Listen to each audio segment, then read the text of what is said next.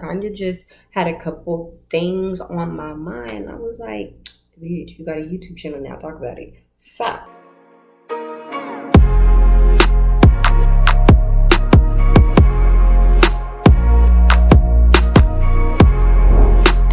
hey y'all, it's Tay back with another video. So honestly, this video was just gonna be like just talking. Like literally so much has happened this week. Like I literally just want to talk. Just want to talk. So as you guys know, a lot of events have happened this week. And then it had me like wondering like what is, because like whenever I see stuff, the main thing that is always said is, oh, the world's so crazy nowadays, we're living in the last days. Basically like everything along the lines of, things are different now, things are worse, things are getting more dangerous. So my question was basically, what was the difference, what are the main differences from today, from back then in like the 90s or the 80s, people growing up? And honestly, I've came to the conclusion that I honestly feel like it's social media. Like everything's a lot more public. Now, I'm not saying this stuff probably wasn't going on then, because of course stuff always has always happened for years. But I'm saying it seems like social media just makes it's like a blessing and a curse, because yes, we're aware of the different things. We're aware of different things and different social issues because of it. I guess my question would be, is social media more of a blessing for our generation or more of a curse for our generation? Just kind of like a think piece, because I'm kind of just thinking about it like, I mean, there probably are more differences.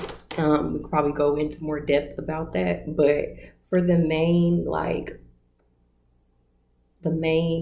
issue or the main difference, let me say that I'm seeing is social media. Like, so I'm like, social media, yes, it's like I said, a blessing and a curse. It can put some people on, change people's lives for the best.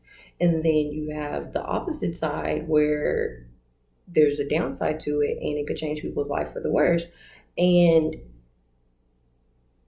I don't know, it's just, like I said, stuff has always happened, but I think social media now brings a little bit more trauma to it because you can actually see it. The sad reality is I have never seen anyone pass away in front of my eyes, but I've seen it plenty of times on social media. And not even like, oh, I'm finna go look at the video. No, when I see stuff like that, or I'm real good to like not click. But of course, this is something that doesn't have a sensitive warning or nothing on it. It's just out there. I'm just strolling and then bam. So things like that, it's just like, where is the humanity of it all? Like, honestly, I don't care to see people dying on video. I don't care to see people in their caskets. Like, when is enough enough? Pretty much. Like, and that's really what's just been on my mind, honestly, since this whole thing with this week has happened. Like, but it's always been on my mind. Like, is social media that great? Like, it's like the pros and the cons. So like pros, like I said, people make a lot of money, people get discovered from it. Social media, people can link up with people they met in high school, haven't talked to in years. Like, social media is great for those reasons. But then when you get the hate speech and you get all the violence on it, and just like where it's just not being, I can't even say, because people are grown who, like most people who own a social media are grown. So it's like you can't tell grown people what to do. But actually, now that I'm saying this out loud, it feels like social media was really a way for people who wouldn't say what they want to say face to face to go online and become these characters. That's what I think it comes down to. A lot of people portray a whole different lifestyle, characteristics on social media. So when it comes to real life, they feel like they need to uphold that.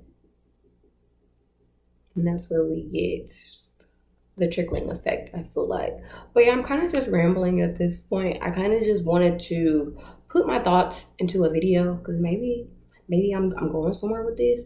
I just kind of want to see what everybody else thinks, because like I just be thinking like, oh my gosh. But then again, I'm always that, like, I'm a person who, like, me even doing YouTube is kind of new because I don't be on social media like that. So now I'm gonna have to start being on social media like that. But I'm the type of person, like, let's say too much craziness is going on in the world and it's just plastered everywhere. I'm that person that will delete my Instagram, tell my aunt, like, hey, if anything happened, let me know. Cause I ain't on Instagram right now. Like, I just can't do it. Like, I know where the boundary is and I know how to say, hey, I don't need social media right now, because at this point, every post I see is making me cry.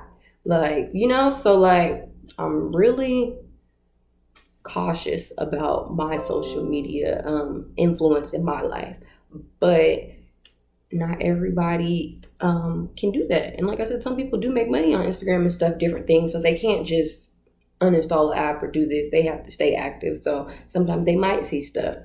Now, that's where the mute option comes into play, because you can always mute it. But yeah, so just a little quick, me rambling. Really, I just need to get this off my chest. And I was like, hey, bitch, you got subscribers now. You might as well tell them. So hey, here we go. Yeah, so guys, make sure you like, comment, and subscribe. And then go ahead and just put maybe your thoughts in the comments, because I'm actually curious. Because I do think it's social media. It could be other factors that I'm just not even, put into perspective. Because I haven't really talked to anybody about this. So I was like, it's just been pondering on my mind for the last couple of days. But yeah, go ahead and like, comment, and subscribe. And yeah, thanks for watching.